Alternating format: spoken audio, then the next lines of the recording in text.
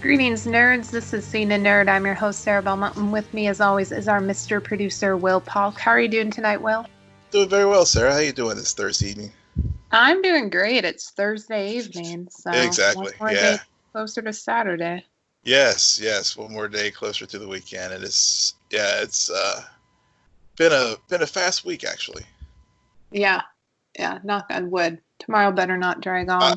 So of course I just jinxed it now. So tomorrow will be the longest day ever. No, I got too many meetings tomorrow for it to be a Yeah. long day. Oh man, it's interesting because today we don't have a lot of news items to discuss, but we do have 3 shows. That's right, 3 shows to talk about as schedules are adjusted and new shows are discovered. So we will get all into that. But first, according to headlines this week, Oscars plan to move ahead and change the eligibility rules for streaming movies and combine some categories. Yeah. So obviously things have been turned upside down because of COVID, and they did a one-time dispensation to allow for films that were originally going to be scheduled for theatrical release, but instead went to a streaming service, uh, will be eligible for the Oscars this year. So, I mean, I guess one recent example of that is the Trolls movie, where it was intended to be put in the theater, but of course I think it went straight to, was it Hulu or Amazon Prime? I can't remember which one. Oh, I have no idea. I don't follow Trolls. I don't. I mean, it was just something when I read the article about this change, it was the movie that they referenced because it could qualify for like the animated category. Okay. Yeah, I'm just trying to wrap my mind around how this is an eligibility change, but I guess even movies that went straight to Netflix, there were still some theatrical releases. So Yeah, okay. because that's the normal rule. So normal rule is you have to have at least I think a 1 week theatrical run, and so that's how, like, for example, the Irishman and Roma were able to, even though they were released on those streaming platforms, they did have a limited theatrical release, so that's why they were eligible for the Oscar. Yeah. So, Well, it'll be interesting. We're in still this weird state of limbo as things continue to change and get moved around, and a lot of uncertainty about when things will quote unquote go back to normal or start transitioning to the new normal. So yeah, I think the new normal. I mean, I know because even though some states like Georgia are open up movie theaters, I know some of the major chains are like, until there are new films to be released, they're just not going to reopen their theaters. And even when they do reopen, obviously I probably be a lot of they'll be socially distant, because even before, when they were starting to do the rent scale down to close, they were already putting those rules into place. So the movie going experience will definitely be different moving forward. speaking of socially distant, in a very rare interview, Grant Gustin sat down, social distancing appropriately, and spoke with Michael Rosenbaum on his podcast, Inside of You. I've actually listened to a different interview with Grant Gustin, I think with Aisha Tyler. Mm-hmm. She had a podcast a few years ago and brought him on, Stephen Amell and Emily Beck Ricards on. Yeah. So a lot of what he said during his podcast or his interview with Michael, not surprised. I think that it is so interesting, the differences between him and Stephen Amell and how they parallel the differences between their two characters. Yeah. That was a real thing that stood out to me as well. Is that clearly they're totally two different personalities. Stephen's definitely more gregarious on social media. Grant's more reserved, and it was interesting to see Grant talk about his issues with anxiety, and of course Stephen with his famous panic attack on Michael's show late last year, and then coming back earlier to finish it. But yeah, it just like we see with the characters they play on TV, it's the same with how their real life personalities are.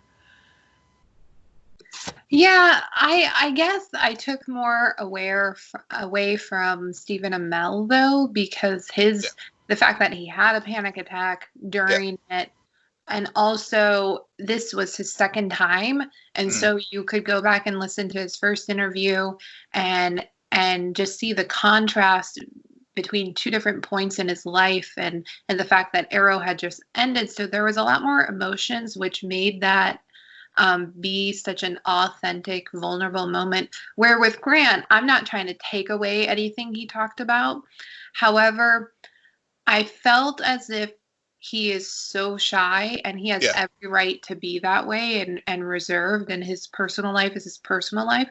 But it never delved into that next level of, wow, I could re-listen to this 5 times and find something new. It felt very standard and on par with a regular interview. Yeah. I mean, and we've talked about Michael's interview style and how it's almost like a therapy session for himself as much as for his guests, and he uses that as a way to get people open. I mean, Grant did open up a little bit more than I've seen him in the standard EW type interview settings, where he did talk about some of his insecurities and anxieties, but definitely not to the level of more just acknowledging that he's dealt with it, but again, just by his very nature, being a very reserved, shy person, he was very reserved. Because even like when I think about Brandon Routh's interview on Inside of You, of course, Brent is kind of started out with that kind of high level, standard interview, but then when he really got into it, discussing about how he ended up being written out of Legends of Tomorrow, it did get more depth.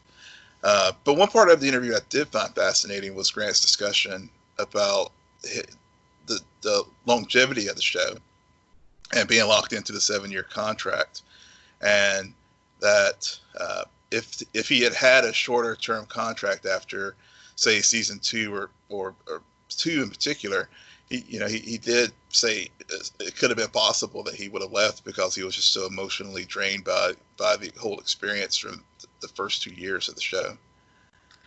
Yeah. I think this is one of the issues where we're going to just disagree, because again, in re-listening to Stephen Amell's interviews, both of them, they go through that. I've listened to the interview between Michael and Tom Welling, and they talk about it too. That is Michael Rosenbaum shtick. Yeah. He always brings that up. He brings that up for anybody, especially if they are from a superhero TV show. He will bring that in because he lived it, and that's his experience, and that's how he's able to relate to his guests. I get it. Yeah. So to me, it felt just, again, on par. I've heard it before.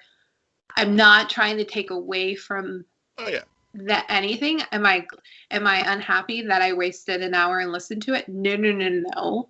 I mean, Grant Gustin is a very recluse celebrity who doesn't, and he talks about that for a little bit. Doesn't really get into the exact reasons why, but you take what you can get from him. Stephen Amell has no fear, and also puts everything almost to a detriment. Out there.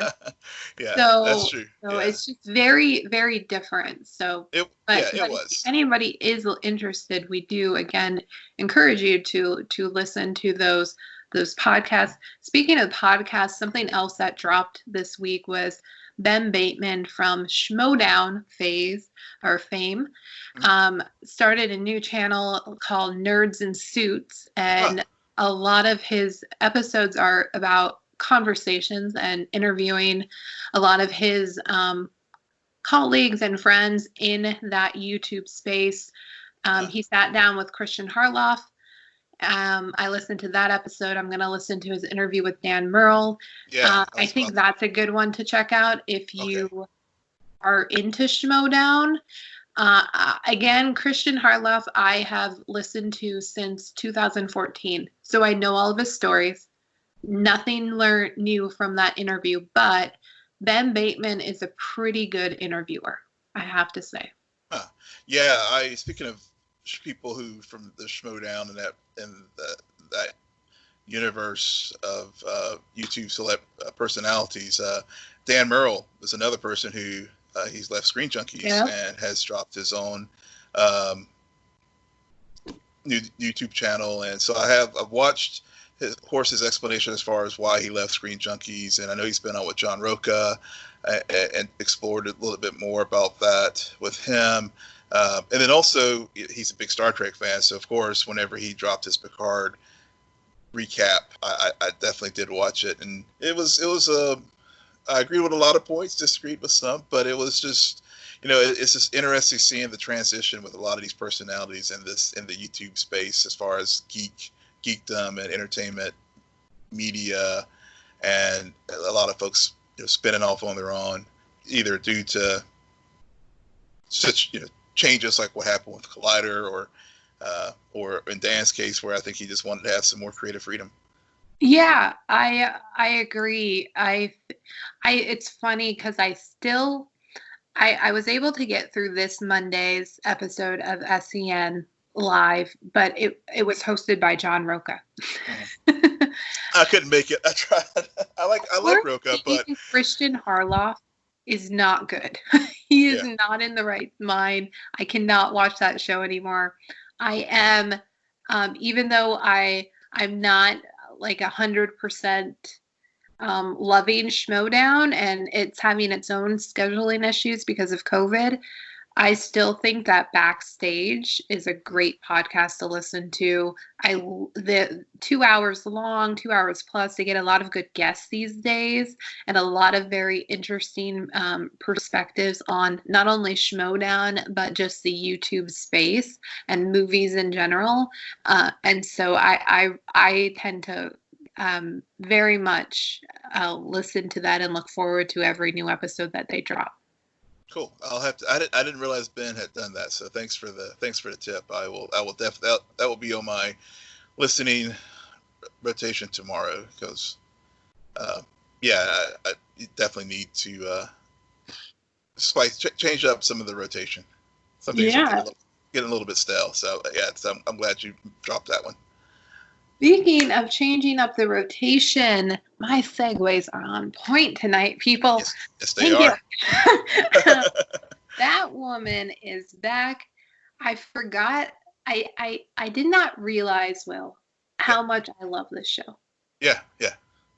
Because did I miss it? Not really. Am I glad that it's back? Yes. This show, I don't know how this was all decided, but it is very fortunate where the episode that they last aired in March ended the way it did, with Alice being locked up in Arkham after a betrayal from Kate, and able to start it with this episode, which the first 20 minutes are all exposition and reminding you about all the very different plot threads they have going on this season. I love that. Something that also didn't stood out to me, but I found myself watching this episode at the end when the credits start rolling. Carolyn Dryers, she is from the Vampire Diaries fame. She executive producer, written and everything. She's also a lesbian. And I didn't know that until I fell down a Twitter rabbit hole. And when I realized that, I just said, I'm not saying that you have to have that kind of parallel or have to have a certain sexuality, have a certain look about you in order to be able to tell a story. But the moment I found that out, I just thought to myself, and I said, yeah, this show and the way it's written and the way that they use Kate's sexuality,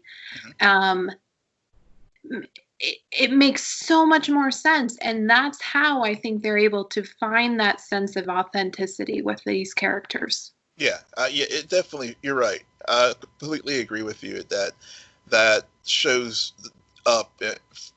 She sets the tone, and it carries through in the writer's room and through to the screen because of Ruby, and also just Ruby's own sexuality, sexual orientation. So, yeah, I completely agree with you. And sometimes you do need to have that perspective sometimes to be able to tell a story.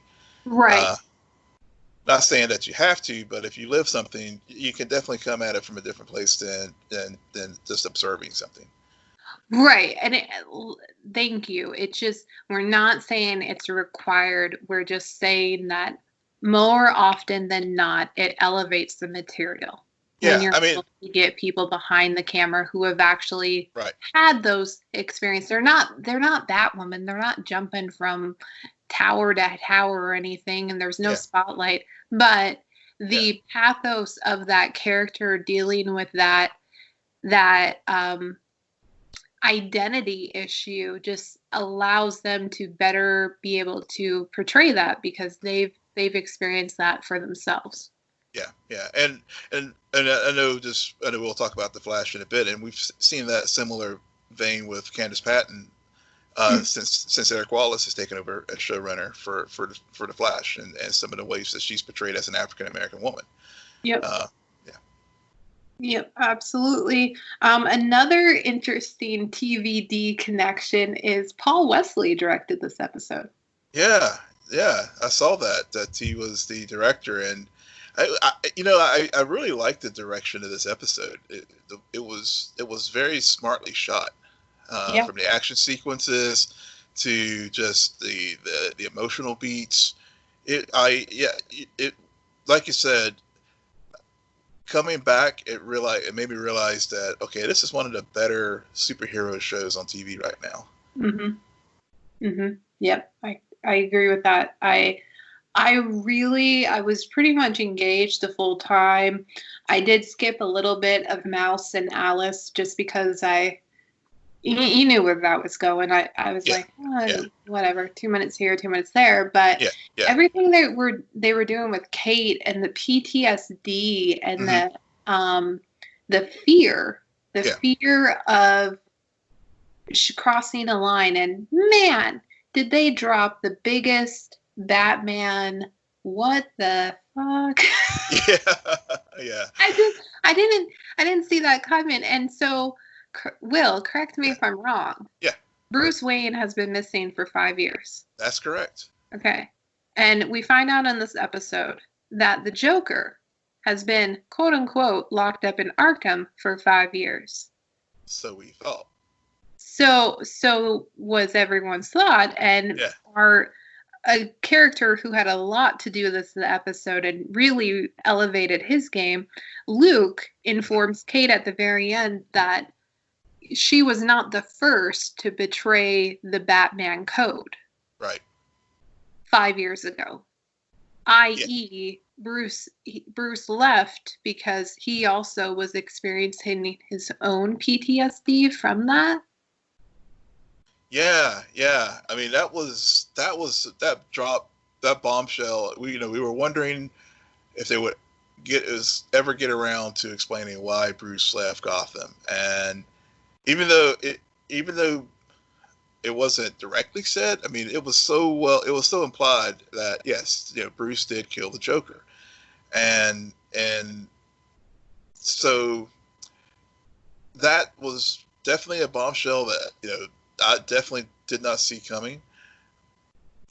The other thing, as far as Kate's PTSD, I hope it's not a one-off, because so often utilizing the PTSD is just a storytelling trope, and we'll do it for this one episode, and then the hero will overcome it because Luke's sharing with her that you weren't the first bat to kill someone.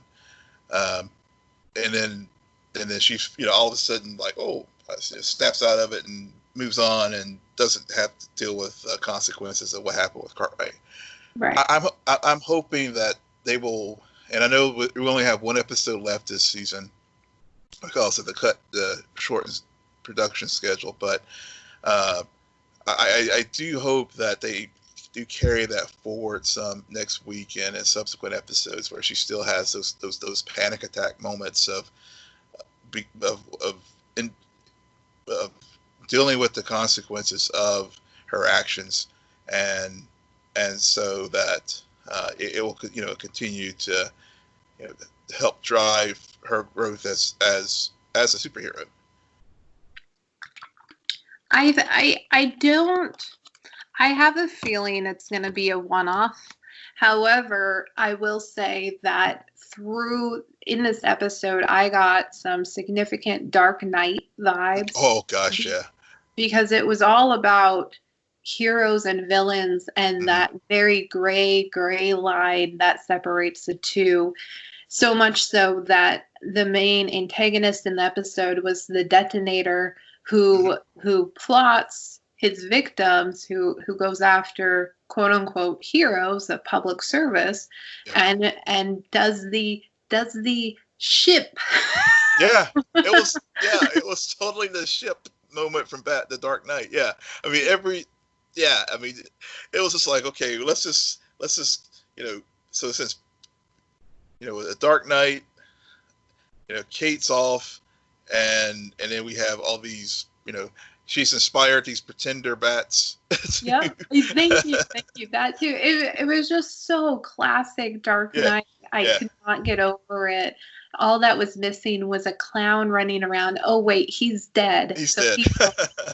But that being said, and we've mentioned this in past discussions about Batwoman, they are able to make it so familiar and very reminiscent of other iterations of this lore, but not to an extent where I'm checked out. I've seen this before. I know how the story ends. No, this is another version. It's a retelling that, yes, it's hitting similar beats, but it's also talking about it in very different ways. It's also dealing with other characters. So I mean, for me personally, Dark Knight is one of my favorite movies of all time. Same here. So I didn't mind it. It was just very interesting how I wasn't expecting it. So I loved all of that. I will say that one of my issues with this episode is how it kind of felt as if it spent the first 20 minutes reminding us about all the different plot threads that were going on, whether it had to do with Kate, whether it had to do with the Lucius Fox murder from the perspective of his son versus the perspective of Sophie trying to figure out who killed Lucius Fox. And then you have Julia Pennyworth involved, and all these different characters. And yet the detonator was not only able to be the episode of the week villain, but also the answer to pretty much all of these different mysteries. Yeah, he was. I mean, he was the answer to a lot of the questions as far as what is driving a lot of the story for this season. And I mean, it was good. I mean, but they still left it. They still left some things on the table. They still didn't really get into what was so specific in Fox's journals that Tommy Elliott hired Robles to. I thought it was the tech. Well, there was a tech, but what was it going to do with the tech? And so they still left some areas to explore there. Yeah. And we also learned a little bit more why Jacob Kane founded the Crows, as far as the feeling the need to protect the city, and of course what I really liked is how they brought forward Tommy Elliott from earlier in the season, Mm-hmm. and really tying it back to, the whole Batman lore is all just like many superhero origin stories, is wrapped up in trauma, and using Bruce Wayne's childhood friend to be to be the force behind one of Bruce's deepest confidants, and Lucius. Also, it wouldn't surprise me if that has some connection to him killing the Joker 5 years ago. Mm-hmm. So it opens up so many various avenues of storytelling for them for subsequent seasons. That this one of the problems with shows a lot of times is they just plot along and don't carry the plot forward. Well, this episode carried things forward in so many ways. I hate that the season's going to get cut short because there's just so many things that they could explore Right. in this series. And I also wanted to go back to one of your points you were making about the Dark Knight and the Batman lore, and I think this show, whenever we first started talking about it at the beginning of this season, was how they treated Batman, and I think they have found peace as far as thematically how they treat the character. Mm-hmm. Because it seemed at the beginning of the show they were just overcompensating about Kate being better than Batman. Kate, I don't want to say better, but they were just overcompensating things as far as her being Batwoman, and just so over the top. I don't want to say over the top, but just like we had, they're making so on the nose about things. Right. And now they're like, okay, here's how we can weave this creator lore into our story and tell our own unique story, and show, they've made peace with how to utilize Bruce Wayne, and the best way, and the drop of him being probably the main reason why he left Gotham was killing the Joker, and using that as a way to help Kate deal with her killing Cartwright, shows how you can use Batman and Bruce Wayne as a way to help further Kate's story and Kate's journey without having to denigrate Batman. Right.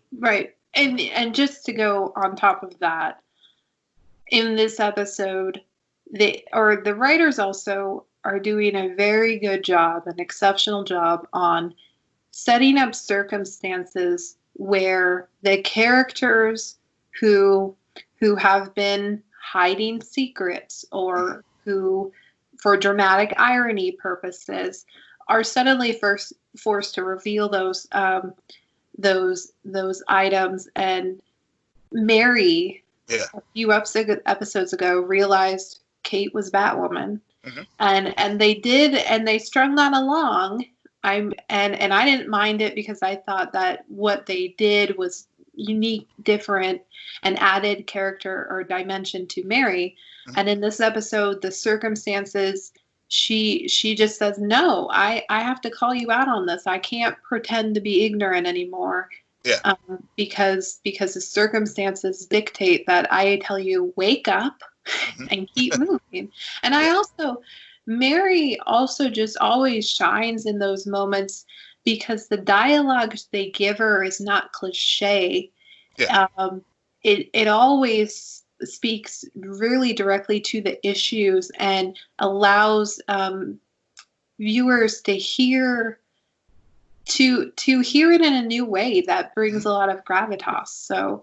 So I think, to your point, that the writers are also doing a great job in that regard as well.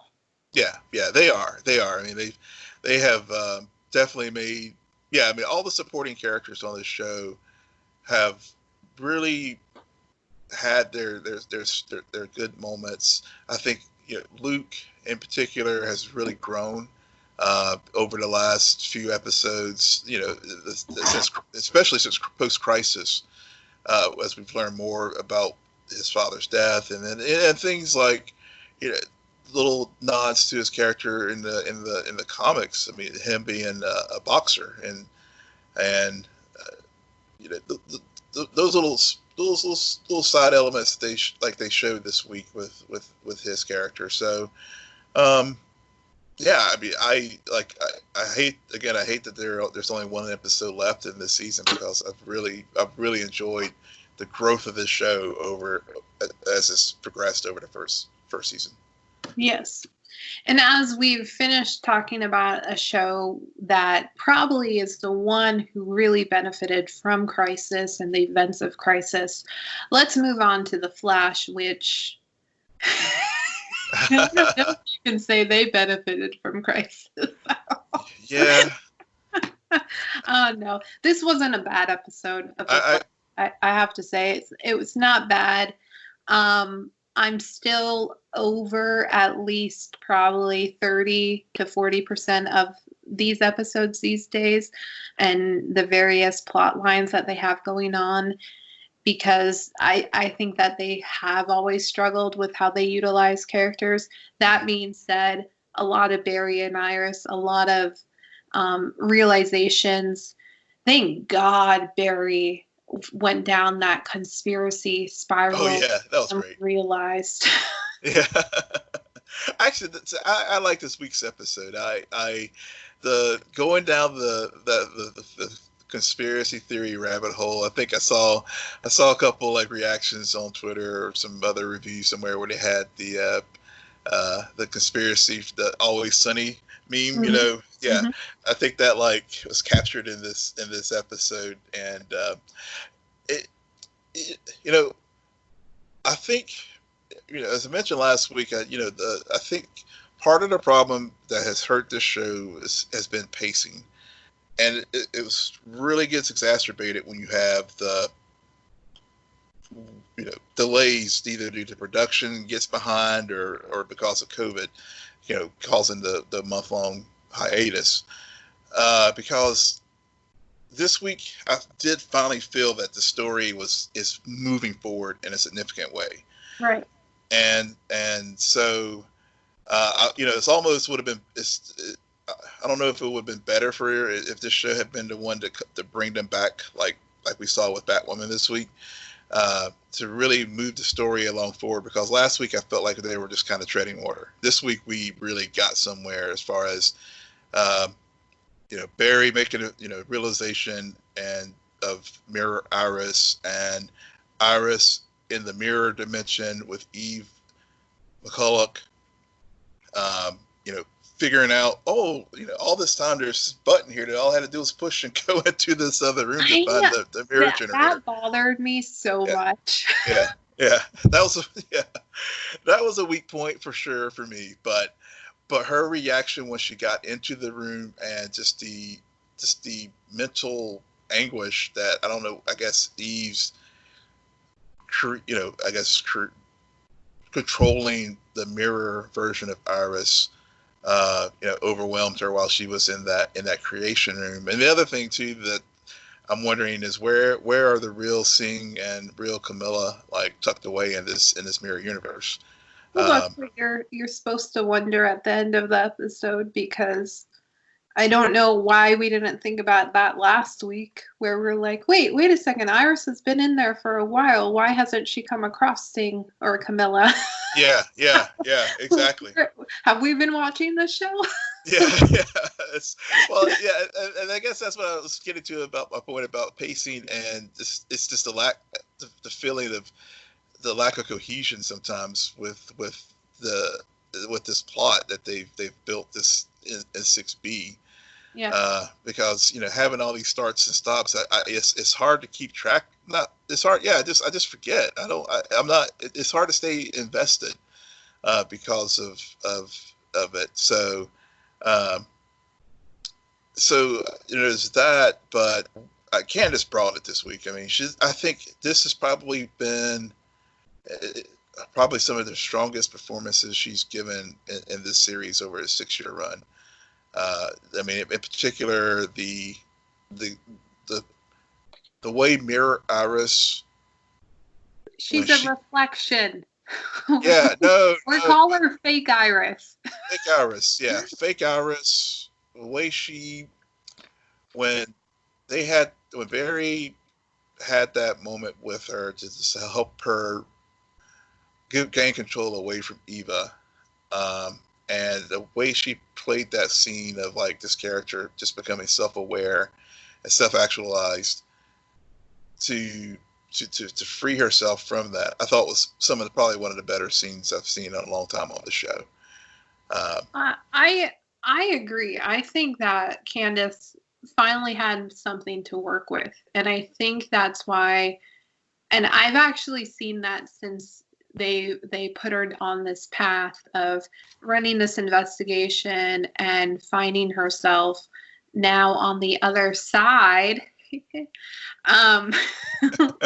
on the outside looking in. But she finally gets an opportunity to play two characters, two versions of herself, and I thought it was really clever to make that clarification for us viewers that these are reflections, which just makes in my mind this whole idea of like, okay, now I get how to an extent, if this is a reflection of Iris, meaning it's a version of her where she is able to pull the wool over everyone's eyes for a little bit because she's a reflection. She is an image of her and has all of this knowing, but at the same time she's not alive, so she doesn't fully understand love or that human connection. So I think everything they did in that extent made sense. I still don't really understand that room and why there's so much suffering and pain and how that relates to mirrors. I don't get it. I also don't understand how exactly Eva's feelings and her pain and her trauma can be used to overwhelm the reflections and make them deteriorate. But very cool images. This is a very science fiction story, and I think to your point, Will, Flash does well when it does steer into the scientific realm, and not so much the cliche superhero saving the day, like not the Arrow way, right? Because Arrow never got science fiction on us. They went mystical. They did a lot of street level fighting and all that stuff, but the Flash, it every time it tries to go that direction, I don't think it works, but it really does work when it goes into the science fiction genre. Totally, and yeah, and that really worked well, like with Eva and bringing back Bloodwork. Yes, I liked how they brought him back.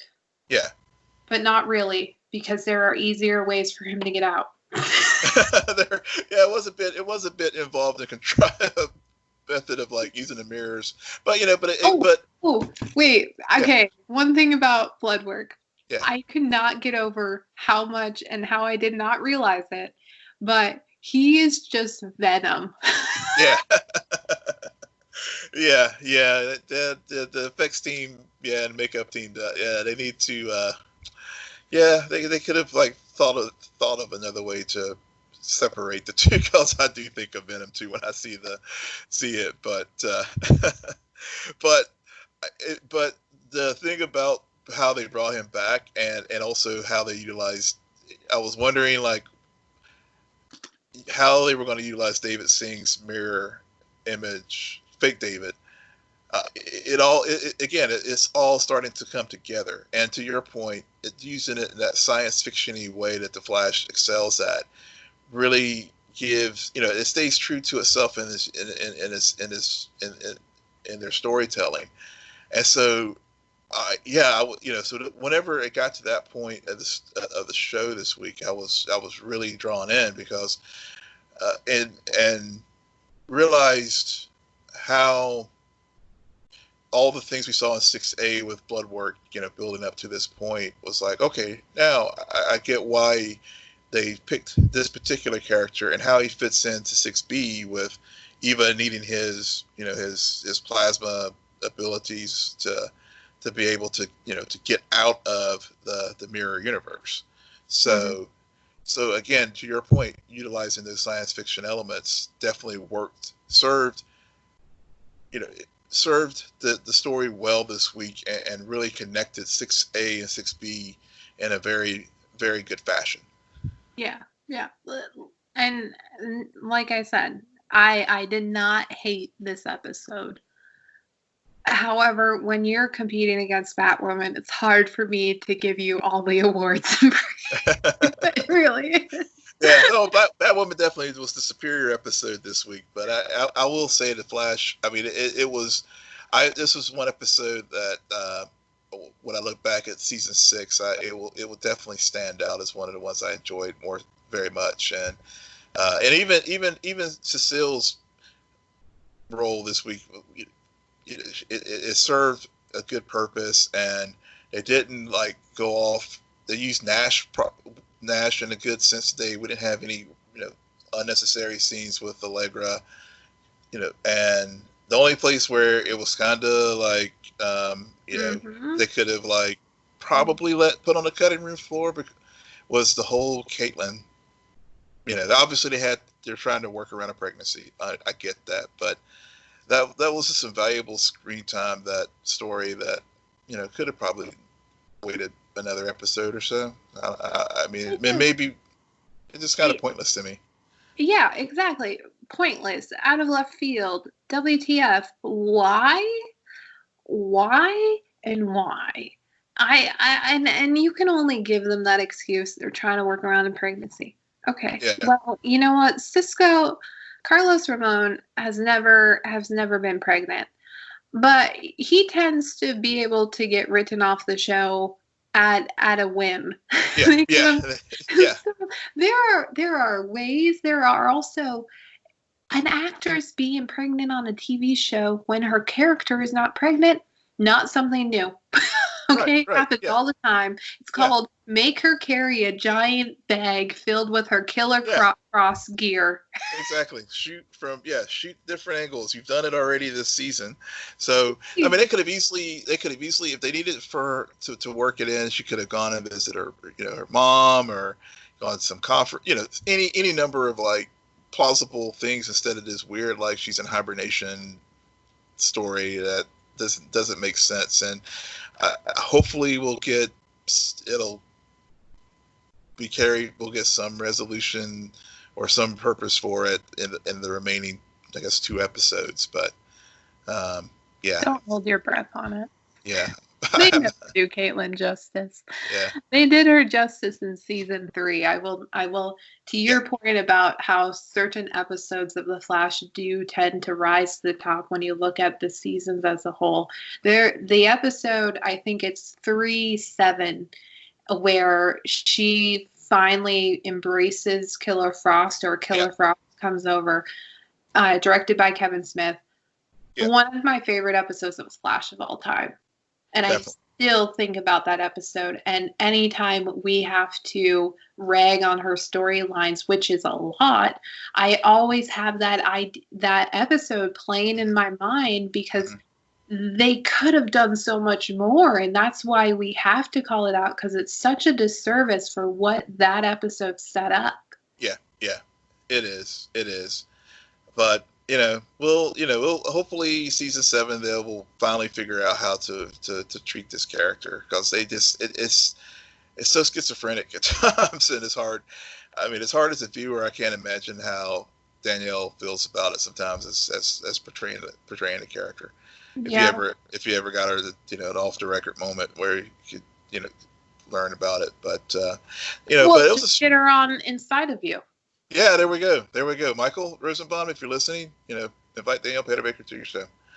But yeah, I enjoyed the episode, and and the close this week was quintessential emotional Flash. I mean, that I did get a little lump in my throat with Barry and Iris, that last moment of them reaching out into the universe to find each other and say they're going to fight for themselves and stuff. I mean, that again, they do science fiction well, and they do the lightning rod very well too, in my opinion. So, and I thought it really worked this week. It would have had they not run this is the end of the episode, and I'm just looking at the time code thinking, why the heck do we have 5 minutes left if this is the end of the episode? And then you go back and it just goes on and on. I love you, finish their sentences, blah blah blah. I get it, but in my mind, I was wanting so much more. You left a 5-minute teaser. Yeah. Why wasn't that part of the episode? And maybe at the very end, give me an Eobard Thawne reference. I don't know.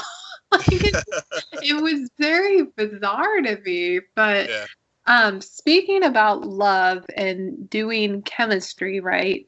Yeah. Our last show is brand new. Well, the 3rd episode has aired of the 1st season, run on HBO. Merritt Wever and Donald Gleason. There you go. Yeah, I wasn't going to touch that because I know I always mess up his first name. There is a podcast that I recorded all the way back in 2015 where I was able to say his name. I don't know what has happened. Billy. I'll just call him Billy. Let's call him Billy. Yep. I love this show so much. It's good. Yeah. So this show, and I'm sorry, Will, you'll get probably like 1 minute to talk about. That's fine. Go ahead. Yeah. I realized in this particular most recent episode why this show works for me, and it's because of a trilogy called the Before Trilogy by Richard Linklater. Are you familiar with those films? I'm not. Ethan Hawke. Okay. So there are 3 movies, Before Sunset, Before Sunrise, Before Midnight. I forget the actress name, but Ethan Hawke is one of the main characters, filmed like decades apart from one another. And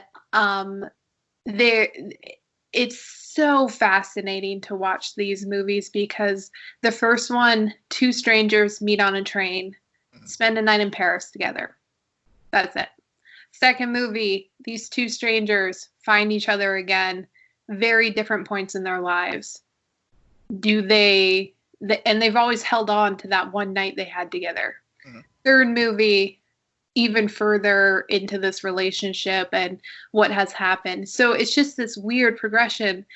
And there are literal images in this most recent episode where the second movie, it's like shot for shot for me. And I'm like, how did they get away with this?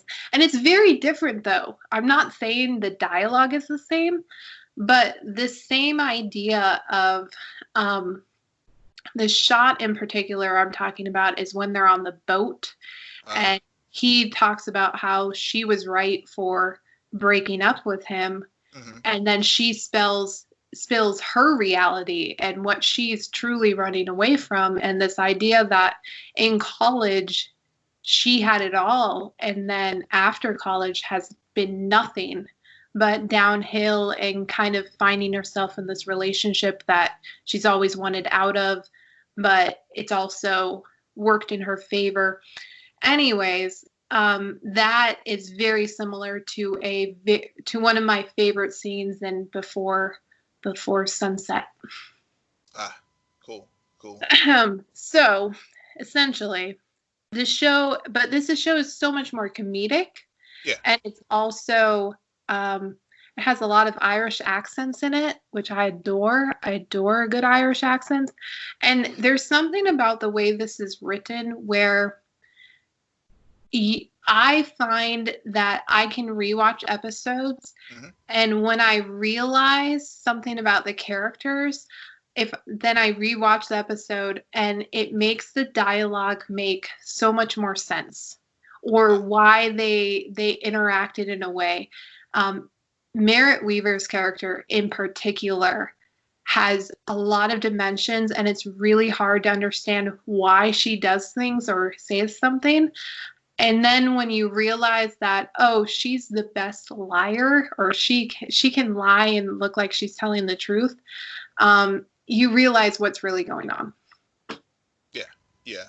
I hope you cut all that out because it made zero sense. I'm gonna leave it in because it made total sense. Because that's what you just said perfectly captures Ruby. Mm-hmm. It's like, when we first are introduced to this character,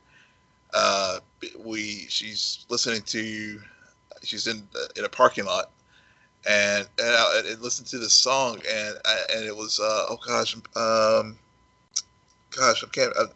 I'm blanking on the name of the song now, but it was like when I was like, am I watching the correct show?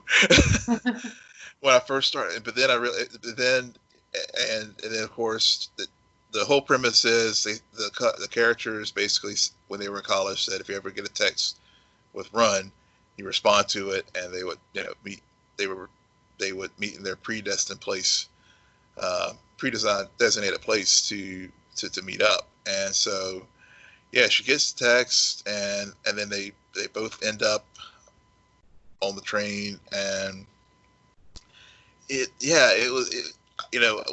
I know we talked about this show before, and I'm glad I finally I did watch it and got on, because it really is you have two characters who are trying to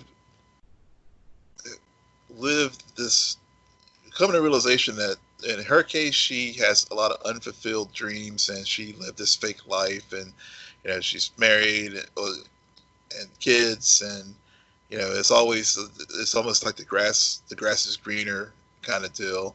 Mm-hmm. And Billy, he's a motivational speaker, and we get his backstory and how he ended up, he's on the run from his, from, I assume is his manager, and she's trying to track him down, and the title just really does, the name of the show really captures these characters. They're just running from their lives, and yep. and seeing, and each episode we learn more about them, and how they end up responding to each other's text, instead of just like realizing that they haven't moved on from college. Well, I think they did move on, but there's also, to your point, each episode we learn not just more about why they did this and why the first episode plays out the way it does, but also there's so much history between them. Yeah, and I guess because the most recent episode we see she texted Run 12 years ago. Yes, yeah. On a very important day, and well, they didn't run away together because he didn't respond, but I think, and the fact that her mom even knew why she had her phone out. There was a subtle hint there of, has he texted yet? Yeah. And so there that's what I like, is that because it's such a condensed half hour, and it really is a small show, you really are mainly with these two characters and maybe one or two other people the whole time. It goes by really quickly, and you're not constantly, it's not a lot of exposition. It's just enough to make the revelations in present day make more sense. Right. And the thing that also, and it makes more sense. And I guess the thing that is also very captivating about this show is, put yourself. It's one of those things where as you're watching it, you can put yourself in that circumstance. Like, there's old relationships or old things that people, some people move on. Even if you do move on, you may sometimes find yourself thinking, well, what if, the what if factor, and and in this show, the what if, when they get that text, I mean, like you said, 12 years prior on a very significant day, she didn't respond to it. This time she did. And now that they're back together in this situation where they're on the run, they do start to see how things possibly could have played out for them, and they wax nostalgic about their relationship, the good, the bad, and the ugly, and so it does, when you watch it, it does, like, you do have that moment like, I wonder, if I were in that situation, what would I do? Mm-hmm. Yep. Well, on that note, that is it for us tonight. Will, why don't you tell our listeners where they can find you? Yes, you can find me on Twitter at Will M. Polk, WILLMPOLK. And you can find me at SJ Belmont, SJBELMONT. Please follow our crew on Twitter at SNN Nerd. Friend us on Facebook, follow us on Instagram. But most importantly, rate, subscribe, and comment on Apple Podcasts, Spotify, YouTube, Stitcher, or wherever you get your podcasts. Good night, Geek Out. You're welcome.